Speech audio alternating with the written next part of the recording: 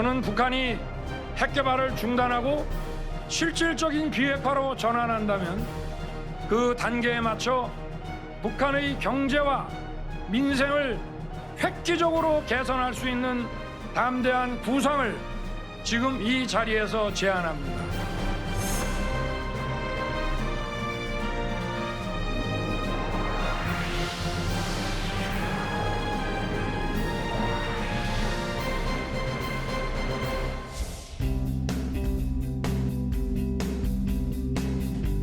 세계 패권을 향한 미국과 중국의 경쟁이 과열되고 러시아, 우크라이나 간의 전쟁이 장기화되는 등 최근 국제 정세는 급변기에 놓여 있습니다. 불확실성의 시대, 그 어느 때보다 외교 안보 정책이 중요한 때입니다. 오늘 이 시간에는 세 분 전문가와 함께 윤석열 정부 대북 정책의 구체적인 내용을 알아보고 한반도가 비핵, 평화, 번영의 길로 가는 방법을 모색해 보도록 하겠습니다. 이화여대 국제학부의 박인휘 교수님, 국방연구원 이호령 책임연구위원님, 그리고 국립통일교육원 차문석 교수님,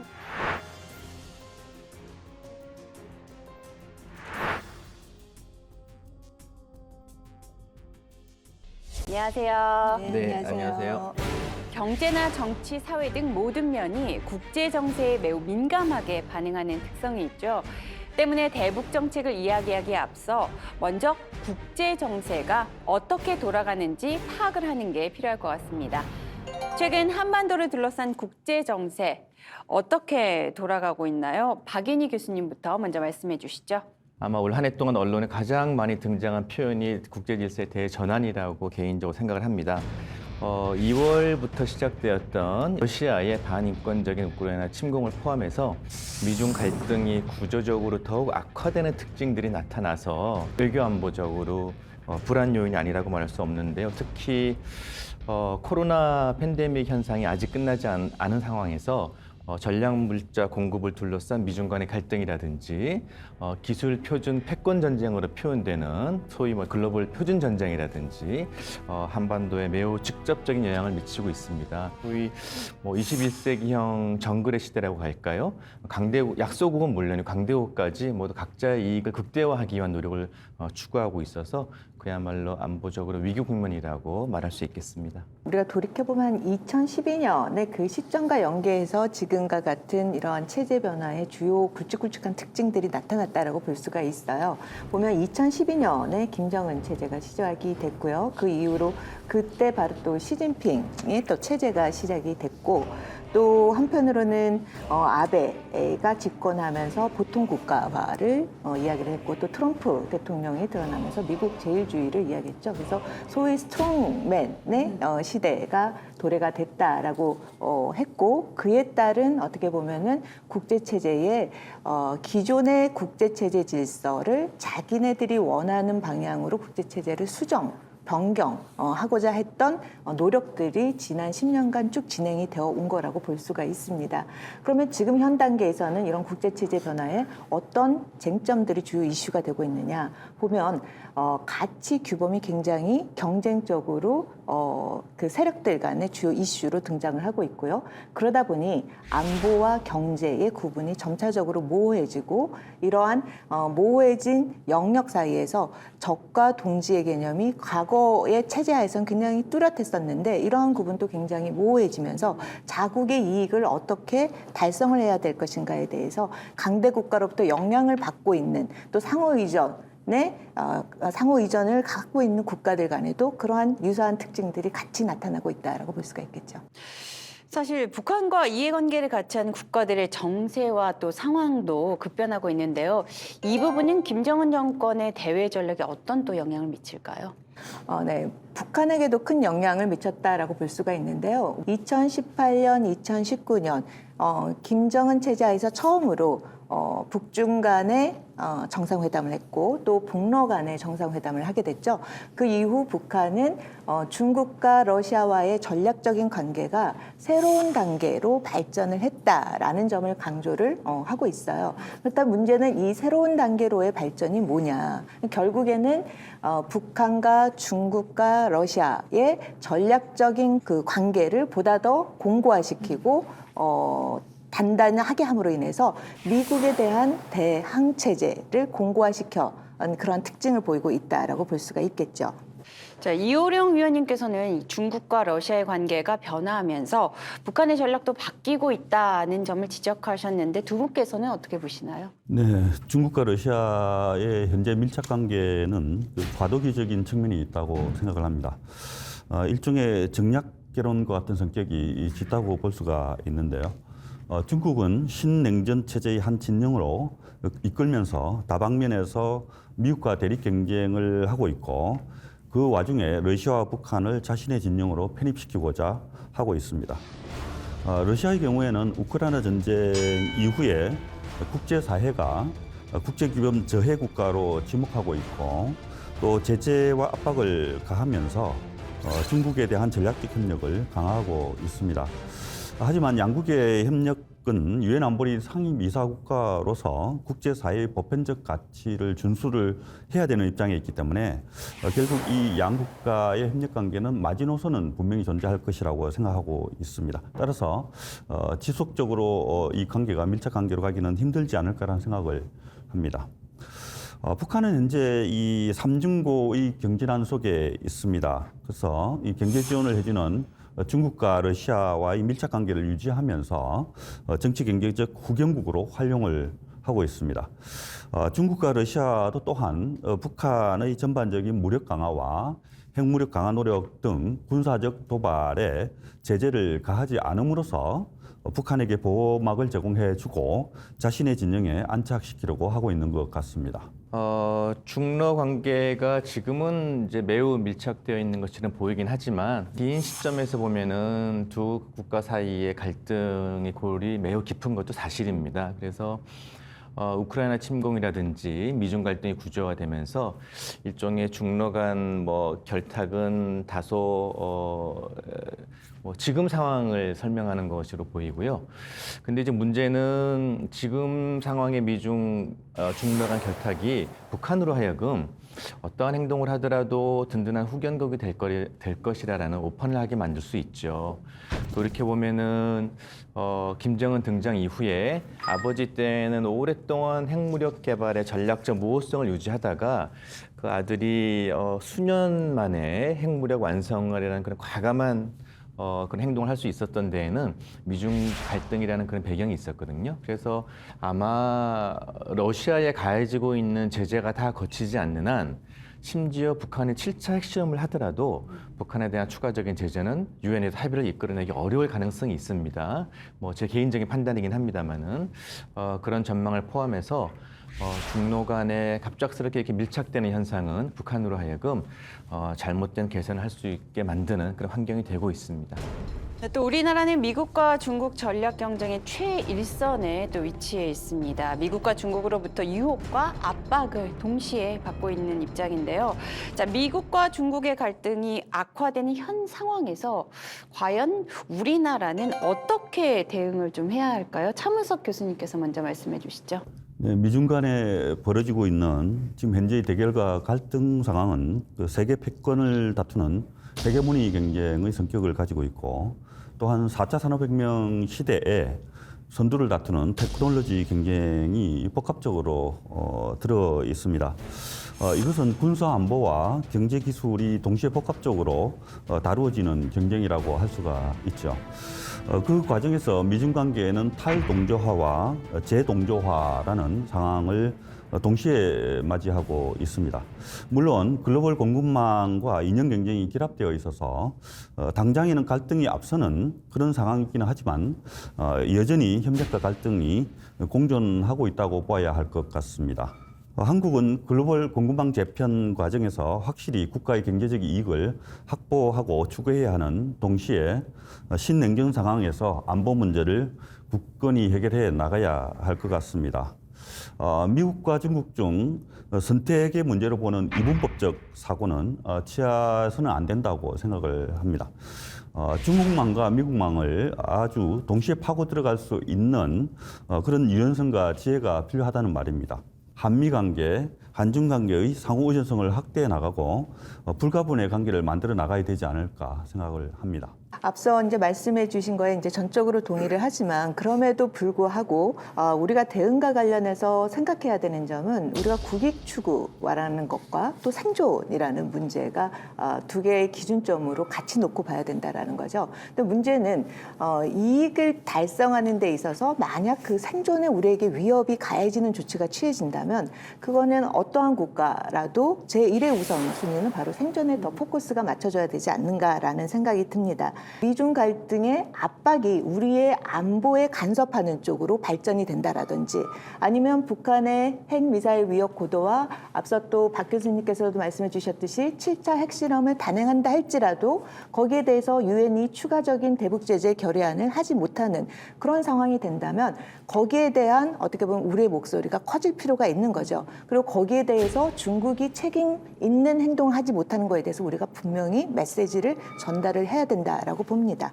그런데 우리가 중국에 대해 대응 수위를 높이면 중국이 우리에게 여러 차원에서 어떤 좀 압박을 가하진 않을까요? 이 냉전 체제와 지금의 국제 체제와의 가장 큰 차이점이 뭐냐면 중국 같은 경우에는 냉전 시대에는 사회주의 국가들 간의 경제를 했다면 탈냉전 이후에는 사회주의 체제가 붕괴가 되면서 자유민주주의 체제의 국가들과 같이 경제를 하게 되는 거죠. 이미 상호 의존을 통해서 한 국가의 압박이 다른 국가에게 영향을 미치고 그 국가도 또다시 영향을 받는다라는 거죠. 그런 측면에서 중국이 안보적인 측면에서 우리에게 간섭을 하고 압박을 한다고 해서 항상 중국이 우위에 있다라고 볼 수가 없는 거죠. 그런 측면에서 한미동맹 강화와 또 이런 강화 속에서 중국이 그 압박을 한미동맹에 더 포커스를 맞추면 맞출수록 거기에 따른 어떻게 보면 경제적인 압박이라든지 여러 영역에서의 압박이 중국에게도 가해질 수 있다라고 봅니다. 박인희 교수님께서는 어떻게 보시나요? 전 세계 어느 나라인들 미국, 중국 모두와 잘 지내고 싶지 않은 나라가 어디 있겠습니까? 특히 이제 우리는 북한 문제 때문에 미중 사이에 끼인 그런 고충을 더 겪게 되는 것이고요. 지금까지 어쨌든 미국과 중국 사이에서 균형을 취하고자 하는 그런 이제 스탠스를 다 취해 왔는데 저는 요즘 미중 사이에서 균형을 취한다고 하는 것이 그게 과연 실현 가능한 목표였나라는 생각도 해보게 됩니다. 그래서 앞으로의 외교의 갈등은 규범과 가치가 더 크게 들어오는 영역이 있어서 글쎄요, 이게 뭐 미국 편향적이다, 중국 편향적이다 이런 걸 떠나서 소위 글로벌 스탠다드, 인류 보편적인 가치, 기준 이런 걸 우리가 먼저 그 기준을 설정을 하고 그걸 기준으로 미중에게 접근하는 게 현명한 방법이 아닐까라는 생각을 해보게 됩니다. 그러니까 우리나라와 미국과의 관계를 중국을 견제하는 수단으로 삼아야 한다는 점에서는 두 분의 의견이 일치했습니다.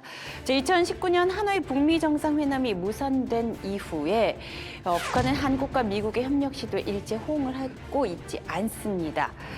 최근에는 계속해서 미사일 도발을 시도하고 또 있고요. 그런 가운데 윤석열 정부가 비핵 평화 번영을 구현하기 위한 대북 정책으로 담대한 구상을 제안했습니다. 담대한 구상으로 대변되는 윤석열 정부의 대북 정책의 핵심은 무엇인가요? 박인희 교수님께서 설명해 주시죠. 핵심 사안을 두 가지만 짚어보고 싶은데요. 비핵화 과정이라는 것이 굉장히 복잡하고 정교한 부분이어서 남북 모두에게 큰 부담이 있는 부분이 있었는데 그걸 어쨌든 좀 형식적으로 제거한 측면이 있습니다. 그래서 비핵화 과정의 단순화를 통해서 북한이 그 틀 속에 들어오기 용이하게 한 측면이 있고요. 그다음에 또 하나는 윤석열 정부가 초기에 밝혔던 110대 국정과제 중에도 이미 언급된 바가 있는데요. 북한이 비핵화와 관련된 진정성을 보인다면 과거 진보 정부들이 추구했던 관여 정책도 적극적으로 추구하겠다라는 그런 내용을 밝히고 있습니다. 관여 정책이요? 네, 그러니까 뭐 대북 지원이라든지 과거에는 쉽게 생각하지 못했던 대규모 인프라 지원 이런 것들이 지금 제시되고 있습니다. 물론 아까 말씀드렸다시피 비핵화와 관련된 진정성이 전제가 되어야 되고요. 그래서 담대한 구상의 핵심 포인트를 저는 두 가지로 꼽는데 하나는 비핵화 과정의 단순화와 어떤 연결고리에 대한 부담을 좀 줄임으로써 북한이 쉽게 들어오게 만들었고, 그다음에 보수 정부로서의 스탠스를 분명히 하면서도 진보 정부가 추구했었던 대북 지원 프로그램을 포함한 관여 정책의 장점도 수용하고 있는 그런 특징을 꼽을 수 있습니다. 네, 이제 소위 3D에서 3D의 원칙을 제시를 했는데 첫 번째 D에 해당되는 게 디터런스, 억지입니다. 그러니까 북한의 핵 위협, 미사일 위협이 굉장히 고도화되고 있죠. 올해만 보더라도 북한이 김정은 체제 하에서 가장 많은 종류의 미사일로 가장 많은 미사일을 발사했을 정도로 핵미사일 위협 고도화는 계속되고 있다라는 거죠. 이런 위협에 대해서 철저히 억지를 하겠다라는 점이 첫 번째 원칙이고요. 그다음에 두 번째로는 단념, 디세이전입니다. 그러니까 북한이 아무리 그렇게 핵 개발을 하더라도 그 핵을 사용하지 못하게끔 단념하게끔 하는데 초점이 맞춰져 있는 거죠. 그러니까 결국에는 북한이 아무리 많은 핵을 갖고 있어도 사용하지 못하면은 그거는 무용지물이 되겠죠. 그래서 바로 그러한 측면에 초점을 맞춘 정책이라고 볼 수가 있겠고요. 그다음에 세 번째 원칙은 D가 다이얼로그, 남북 관계에서의 대화, 모든 조건 없는 대화를 이야기를 하고 있고 또 하나의 D는 또 디플로마시, 외교라고 볼 수가 있는 거죠. 북한의 이러한 비핵화 문제와 우리가 담대한 구상을 풀어가는 데 있어서 남북만의 문제, 남북 관계를 통해서만 이 문제를 풀 수 없기 때문에 주변 국가와 국제, 사회, 국제 무대에서 외교적인 노력을 통해서 이 문제를 풀겠다라는 이러한 원칙 하에서 담대한 구상을 추구하고자 합니다. 그렇다면 비핵 평화, 번영의 한반도를 실현하기 위한 핵심 추진 과제는 무엇인가요? 보면은 윤석열 그 정부가 들어서면서 제시한 국정과제가 있죠. 그 국정과제의 주요 내용들을 보면은 담대한 구상과 연결되는 부분이 몇 군데가 있어요. 그렇다면 결국에는 이 부분이 핵심 추진 과제라고 볼 수가 있겠죠. 첫 번째가 담대한 구상을 이야기하면서 비핵 평화 번영이라는 이야기를 하고 있는데 우리가 중추국가로서의 국정과제를 실현하는 데를 보면은 거기에 비핵 부분은 이제 자유라는 부분이 있어요. 그래서 자유, 결국엔 평화, 번영인 거죠. 그럼 결국에는 우리가 이 담대한 구상을 추진해 가는 데 있어서 결국에는 자유, 평화, 번영이 이 같은 이 테두리 안에서 담대한 구상을 전개시켜 나간다라고 볼 수가 있고요. 그럼 결국에는 비핵, 평화, 번영이 자유로운 한반도가 번영하고 발전할 수 있도록 선순환 구도를 만들어가는 과정이고 그러한 과정에서 북한에 지원하는 정책이라든지 경협 부분이라든지 이런 것도 예외 없이 우리가 중추국가로 여러 국가들과의 그 관계하는 그런 정책들에서도 동일한 기준을 갖고 추진될 수 있다라고 봐야겠죠. 그다음에 두 번째 핵심 과제는 이제 상호주의 원칙에 입각한 남북 관계 정상화와 평화의 한반도라고 볼 수가 있는데 이것도 담대한 구상이랑 연결을 시켜본다면 제가 앞서 말씀해 드렸듯이 억지와 단념이라는 부분이 바로 이 부분과 연결이 될 수 있다라고 볼 수가 있어요. 우리가 아무리 평화를 추구한다라고 해도 그 평화가 검증된 평화여야 된다라는 거죠. 검증된 평화요? 그렇죠. 단순히 말로만 해서 대화를 했다고 해서 한반도의 평화가 도래했다라고 볼 수가 없는 거죠. 정말 약속을 이행하고 있고 그러한 대화를 하고 단절을 했을 때 또다시 북한이 위협을 한다라고 했어도 지금의 우리의 평화로운 상태를 유지하는 데 더 포커스가 맞춰져 있다라는 거죠. 그런 측면에서 억지와 단념이라는 부분이 이 상호주의에 기각한 남북관계 정상화 부분과 연결되는 부분이라고 볼 수가 있습니다.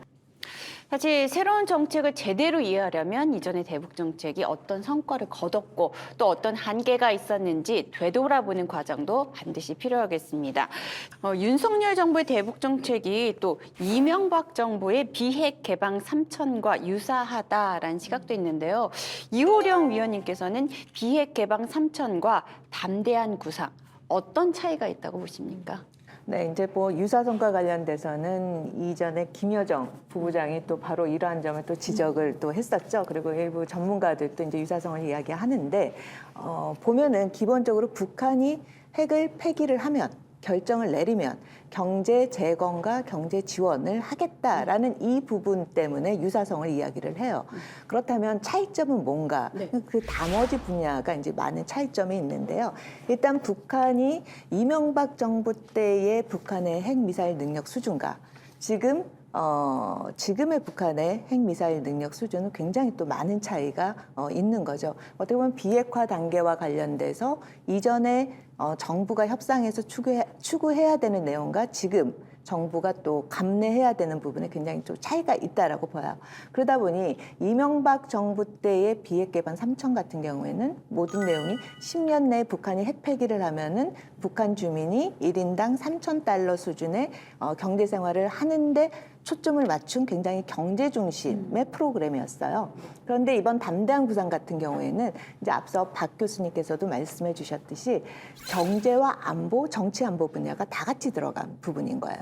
그리고 앞서 문재인 정부 같은 경우에는 북한의 비핵화와 관련된 정의, 그리고 최종 엔드 스테이트를 어떻게 할 것인가에 대한 이 부분이 굉장히 모호했었어요. 네. 그러나 이번 담대한 구상에서는 여기에 대한 정의가 명확히 이루어지면 이 단계를 최소화, 그전에는 이제 우리가 비핵화 단계를 3단계로 했었는데 2단계로 북한의 비핵화와 관련된 초기 조치들이 들어갈 것이고, 그러한 초기 조치가 이루어져서 북한이 정말 실질적인 비핵화 과정을 가면 그때 안보적인, 정치 안보적인 조치로 평화 체제와 관련된 논의라든지 미북 관계 정상화에 관련된 지원이라든지 이런 부분들이 같이 투영이 된다라는 거죠. 그런 측면에서 이전 정부의 그런 프로그램들과는 차이가 있다라고 볼 수가 있겠죠.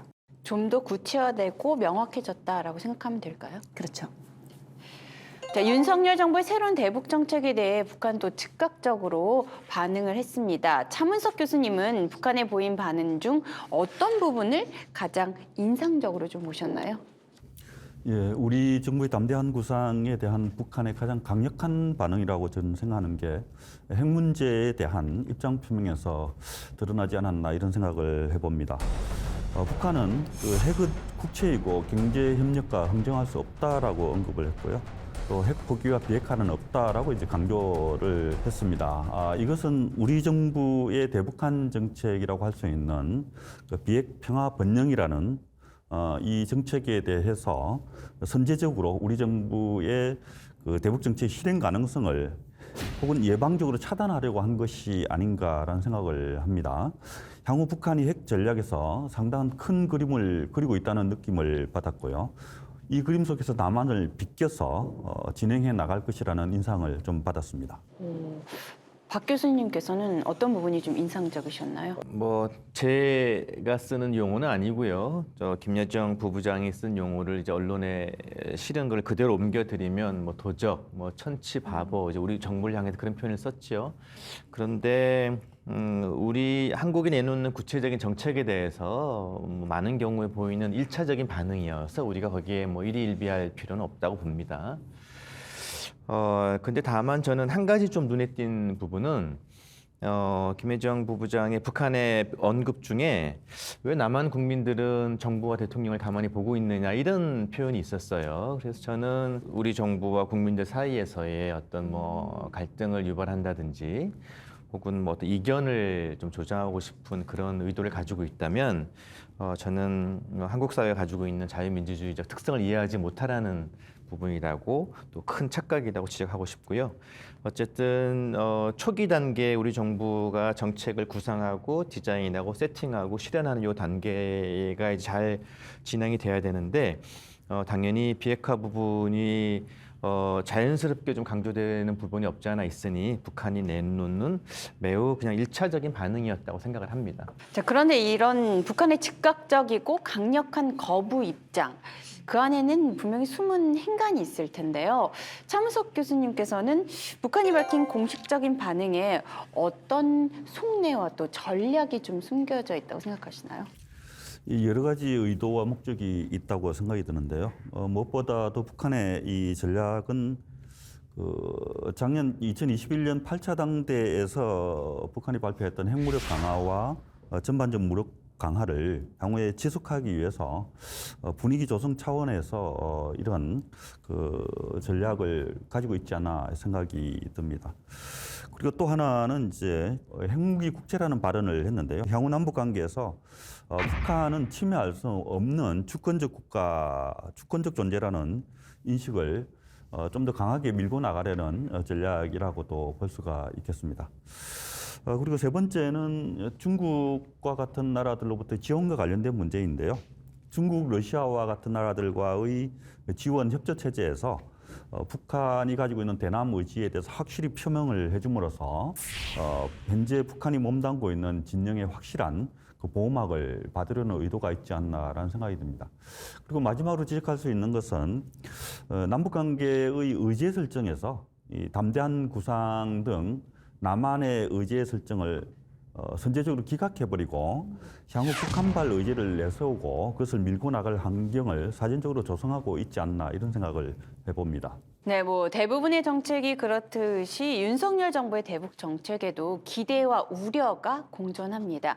새로운 대북 정책에서 가장 기대되는 점은 어떤 점일까요? 이호령 위원님께서 먼저 말씀해 주시죠. 이번에 그 대북 정책 또 비핵 정책과 관련돼서 저는 가장 눈에 띄는 대목 또 가장 기대하고 싶은 부분이 바로 원칙을 강조를 하고 있다는 거죠. 그러니까 원칙을 강조한다라는 것은 어떻게 보면 변화의 움직임을 상대방에게 던졌다라고 볼 수가 있는 거죠. 그러니까 결국에는 북한이 반응을 해서 나오는 데 있어서의 시간의 중요성을 우리가 갖고 있다라는 거죠. 결국엔 북한이 비핵화를 하지 않고 핵미사일 능력 고도화를 하면 할수록 거기에 따른 위험 부담 또 북한에게 똑같이 증대하고 있다라는 점을 북한에게 인식시킴으로 인해서 결국에는 시간의 변수가 북한에게 유리하지 않다라는 점을 강조하고 있다라는 점을 짚을 수 있을 것 같습니다.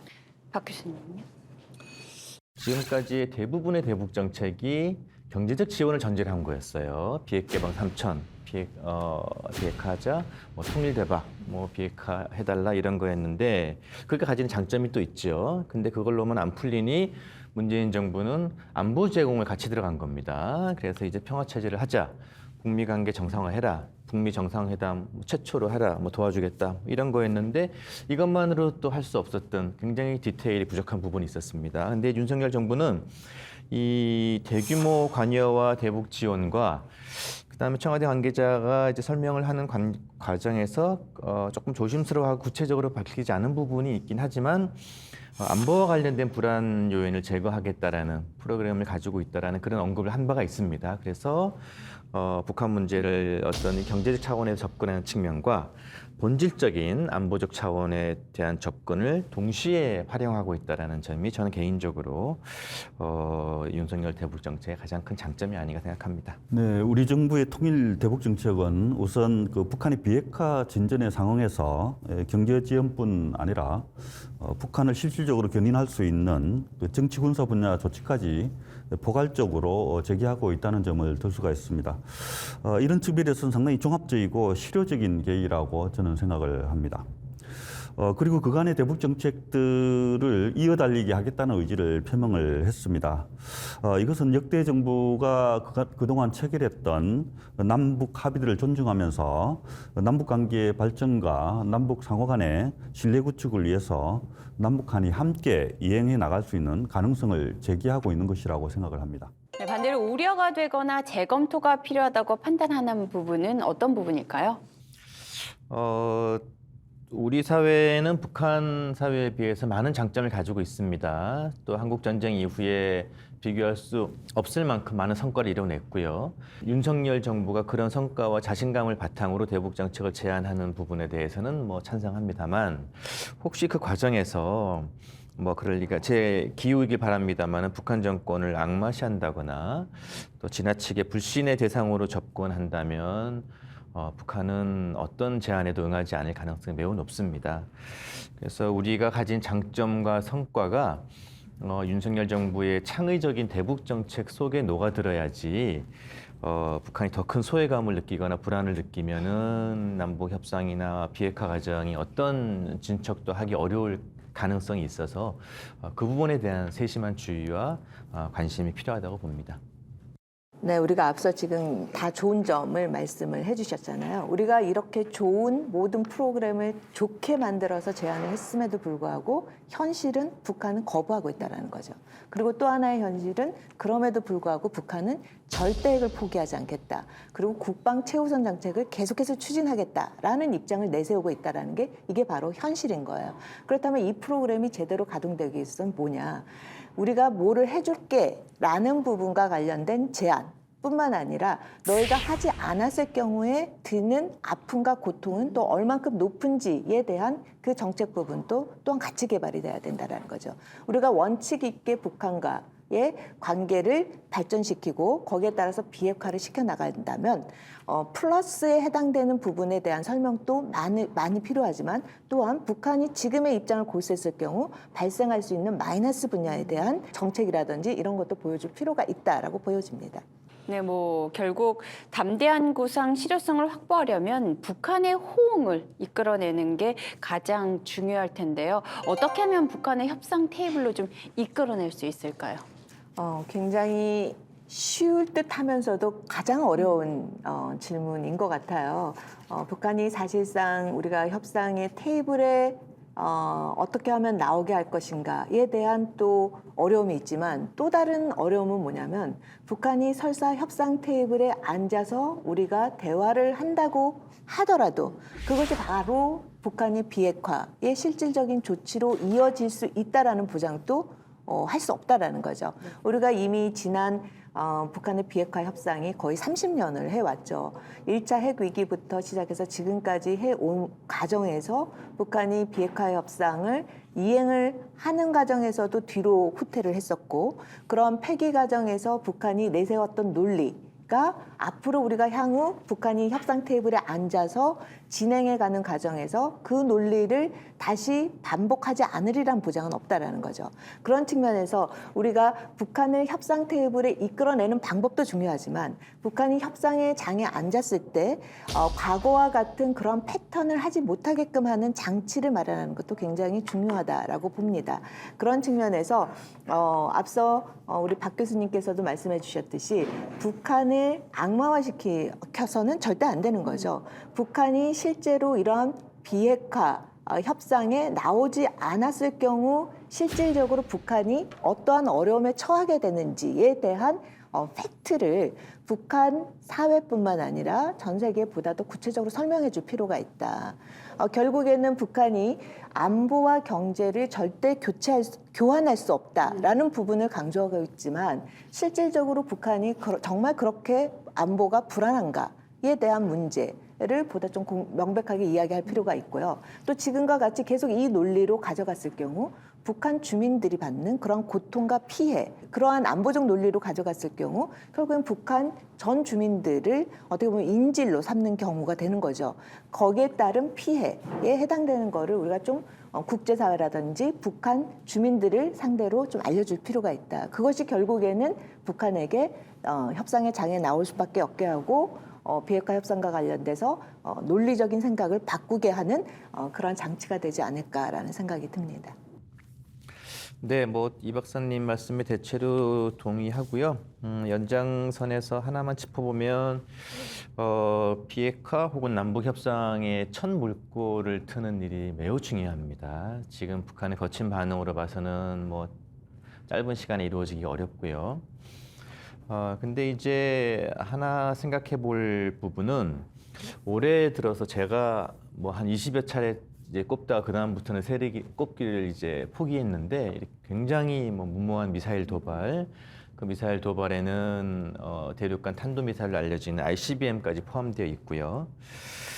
그거를 좀 해석해 볼 필요가 있는데 물론 전문가들에 따라서 관점이 다르실 수는 있겠습니다만 대체로 내부 결속의 문제, 북한 사회 내부에, 그다음에 아주 어려운 경제적인 궁핍, 어려움, 그리고 미국을 향한 대미 메시지 이런 것들이 종합적으로 이렇게 작용하고 있는 그런 결과인 것 같아요.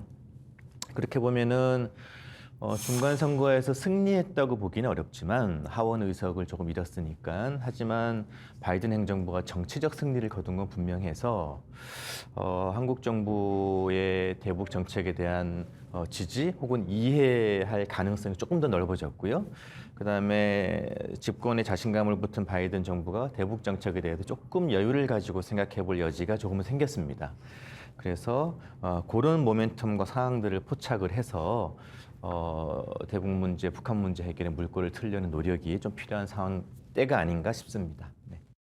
네, 마지막 질문입니다. 앞서 살펴봤듯이 한반도를 둘러싼 나라들의 위기는 점점 고조되어 가고 있고 국제 정세 역시 미래가 불투명한 상황입니다. 이런 상황 속에서 남북 관계의 앞날 역시 좀 사실 한치도 알아보기 좀 힘든 상황인데요. 윤석열 정부가 이런 난관을 어떻게 돌파해 가야 할지 한 말씀씩 부탁드리겠습니다. 먼저 박 교수님부터. 가장 중요한 부분으로 국제사회를 조금 더 적극적으로 활용했으면 하는 측면을 좀 지적하고 싶습니다. 북한 핵 문제는 한반도 안보 상황의 어젠다를 넘어서서 동아시아 전체 안보 어젠다가 되었고 심지어 미중 갈등과 맞물리면서 가장 중요한 국제안보 현안으로 등장하고 있습니다. 그래서 지금은 우크라이나 전쟁이나 이런저런 문제에 조금 이슈가 가려져 있는 측면이 있긴 하지만 이제 이번 겨울이 지나고 우크라이나 전쟁의 소강 상태 혹은 희망컨대 평화협상이라도 재개가 된다면 내년에 북핵 문제가 더 두드러지게 보일 상황도 높기 때문에 그럴 가능성이 높기 때문에 원칙에 입각한 대북 정책이라는 스탠스 자체는 저는 지지를 합니다. 윤석열 정부 입장에 지지를 하는데 이 과정에서 국제 정치의 격변기 우리가 처음부터 얘기했던 부분 국제 질서 대전환의 그런 상황을 조금 더 적극적으로 활용하는 그런 기회를 삼으면 어떨까라는 말씀을 드리고 미국과 중국이라는 한반도 문제 관여자는 정치적 민감성이 높아서 어떨 때는 도움이 되지만 또 어떨 때는 굉장히 큰 굴레이기도 합니다. 그래서 정치적 민감성이 떨어지는 동남아 국가들, 유럽 국가들 이런 다양한 국제사회의 지지 세력을 확보해 나감으로써 윤석열 정부가 한반도 문제를 해결하는 그런 지혜를 좀 발휘하는 노력이 필요하다고 봅니다. 네, 지금 한반도는 여러 가지 복잡한 상황에 있는 것 같습니다. 미중 경쟁이 갈수록 좀 대립적인 국면을 앞세우고 있는 측면이 있고 또 양국 간의 혹은 양 진영 간의 이념적 가치에 대한 갈등도 있는 것 같습니다. 그런 측면들이 한반도에는 상당히 좀 부정적인 환경을 제공하지 않나 생각합니다. 따라서 이런 대외적 환경의 문제를 어떻게 극복하느냐 그리고 또 남북관계를 또 어떻게 극복하느냐에 달려 있게 되는데요. 어려움은 있을 수가 있겠죠. 하지만 대화의 모멘텀은 끝까지 끊임없이 이 모색을 해야 되지 않는가라는 생각이 듭니다. 그러기 위해서는 그간에 이제 남북 간에 체결했던 다양한 그 합의들을 상기시키고 그다음에 그 남북 관계에서 지켜야 하는 그 원칙들 이런 것들을 지키면서 노력을 해 나가야 된다고 생각을 합니다.